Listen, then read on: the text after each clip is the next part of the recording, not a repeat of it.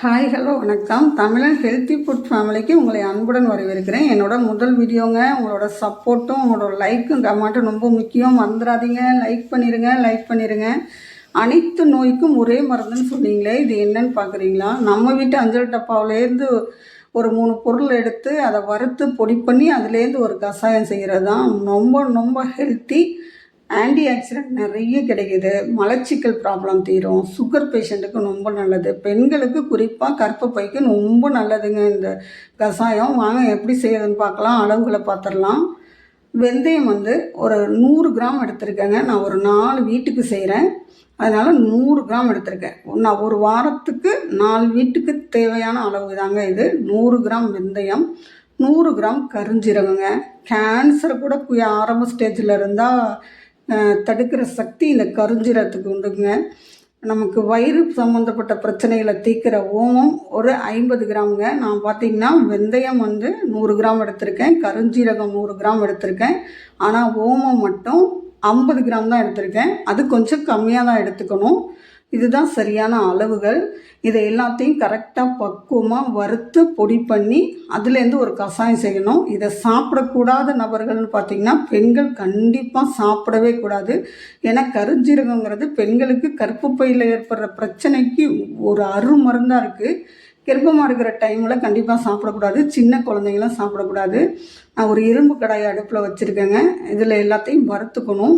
வெந்தயம் பார்த்திங்கன்னா நிறைய நார்ச்சத்து, ஃபைபர் கண்டென்ட் இருக்குது.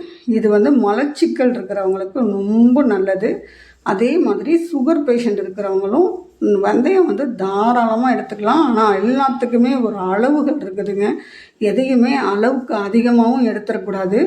இது மிகப்பெரிய காயகல்பம் மாதிரி நிறைய நோய்கள் நமக்கு வரவிடாமல் தடுக்கும்.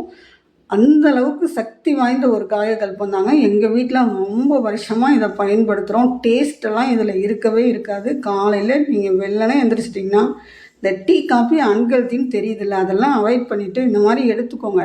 வெந்தயம் லைட்டாக சூடாயிருச்சு. முக்கியமான விஷயம் என்னென்னா வெந்தயம் கருகிடக்கூடாது.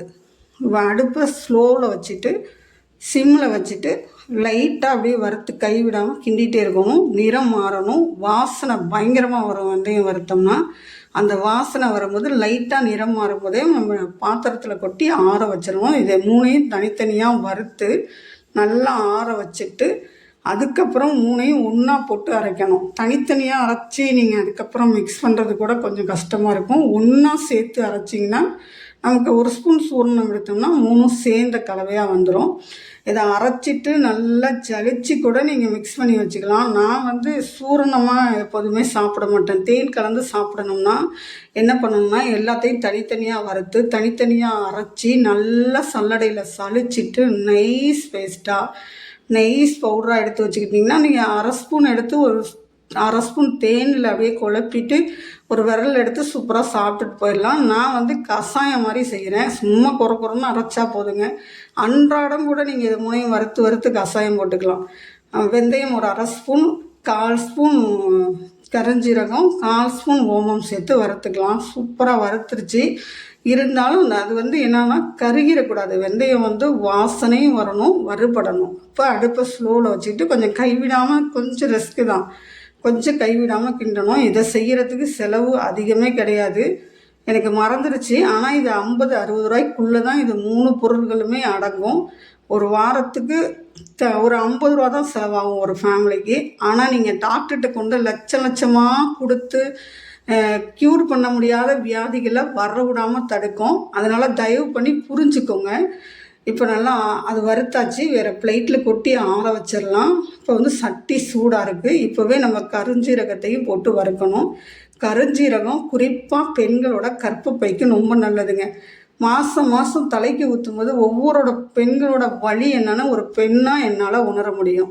இந்த சூரணத்தில் நீங்கள் கஷாயம் செஞ்சு குடிக்கும்போது நிச்சயம் அந்த பிரச்சனை கொஞ்சம் கொஞ்சமாக சரியாகும். இதெல்லாம் பக்க விளைவுகள் நிச்சயம் கிடையாது. இதெல்லாம் ஏன் நம்ம வறுக்கிறோம்னா, நம்ம எதுக்கு எண்ணெய் சட்டி வச்சு கடுகு போட்டு ஜீரகம் போட்டு தாளிக்கிறோம்? அது வெடிக்கும் போது தானே அதோட மெடிசன் ப்ராப்பர்ட்டியும் அந்த வாசனையும் வெளியில் வருது. அதனால தான் இதை வறுத்துட்டு நம்ம அரைக்கிறோம். அந்த ஒரு ரீசனுக்காக தான். கருஞ்சீரகம் எப்படி வறுபடுதுன்னு சில பேருக்கு தெரியாமல் இருக்கலாம், புதுசாக செய்ய ட்ரை பண்ணுறவங்களுக்கு. ஈஸியான டிப் என்னென்னா, நம்ம கைவிடாமல் இப்படி கிண்டிகிட்டே இருக்கணும். படப்படன்னு வெடிக்கும். ஏன்னா இதில் கலர் இல்லைல்ல, சேஞ்ச் ஆகிறது கண்டுபிடிக்க முடியாது. அதனால் கருகிறதுக்கு நிறைய வாய்ப்பு இருக்குது. படப்படன்னு வெடிக்கும். அப்போ நல்லா குபுன்னு போக வருங்க இதை வறுக்கும்போது மட்டும். அது நம்ம வறுபட்டுருச்சுன்னு கண்டுபிடிச்சிக்கணும். அவ்வளோதான். நல்ல படப்படன்னு சவுண்டு வரும்போது அடுப்பை சிம்மில் வச்சு வருங்க. ஃபுல்லாக வச்சு இந்த வறுக்கிற விஷயங்கள் எப்போதுமே ஒரு மருந்துக்காக ஒரு விஷயம் ரெடி பண்ணுறீங்கன்னா அனலை கம்மியாக வச்சுக்கோங்க. இது சூப்பராக நல்லா வறுத்துணைய இதையும் தனியாக ஒரு பிளேட்டில் கொட்டி ஆற வச்சுக்கணும்.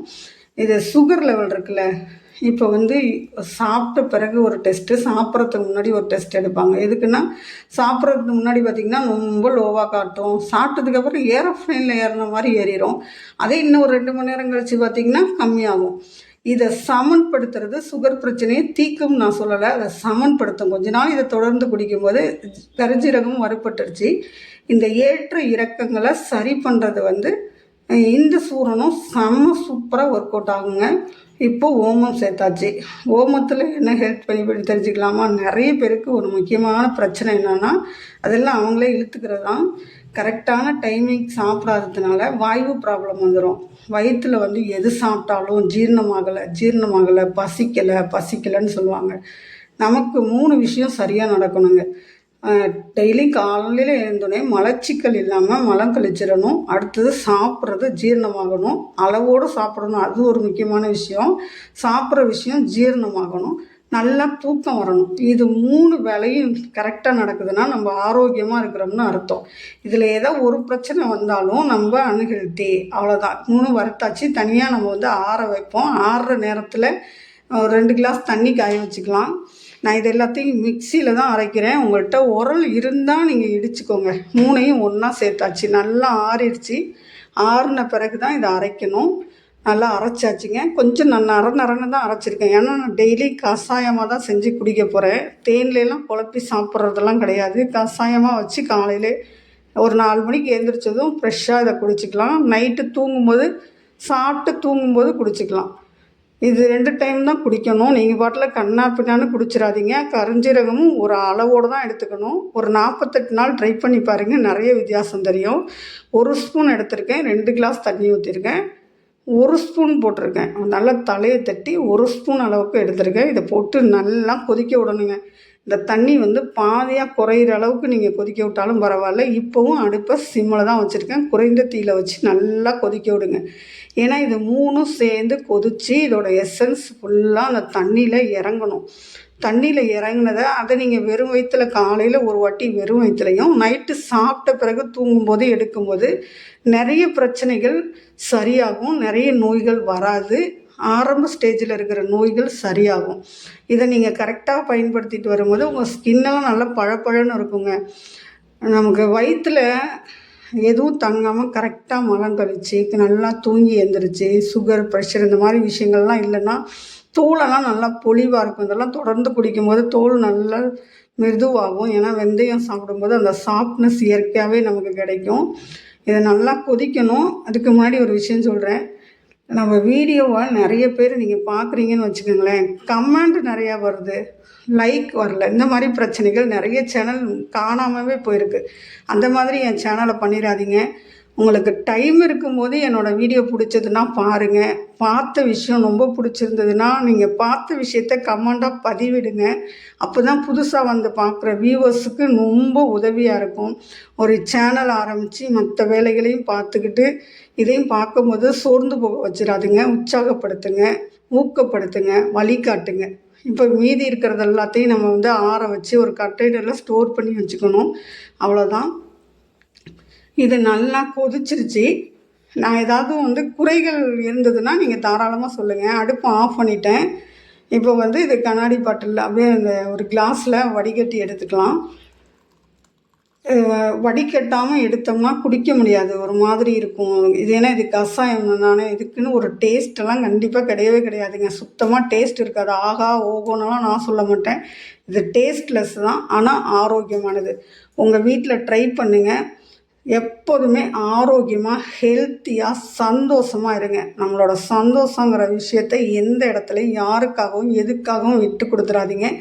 எப்போதும் ஹாப்பியாக இருங்க. தொடர்ந்து நம்ம தமிழன் ஹெல்த்தி ஃபுட்டுக்கு ஆதரவு கொடுங்க. தமிழன் ஃபுட்டுக்கு எந்த அளவுக்கு ஆதரவு கொடுத்தீங்களோ அதே மாதிரி என்னோடய செகண்ட் சேனல் தமிழன் ஹெல்த்தி ஃபுட்டுக்கும் ஆதரவு கொடுங்க. வீடியோ முழுசாக பார்த்தவங்களுக்கு நன்றி.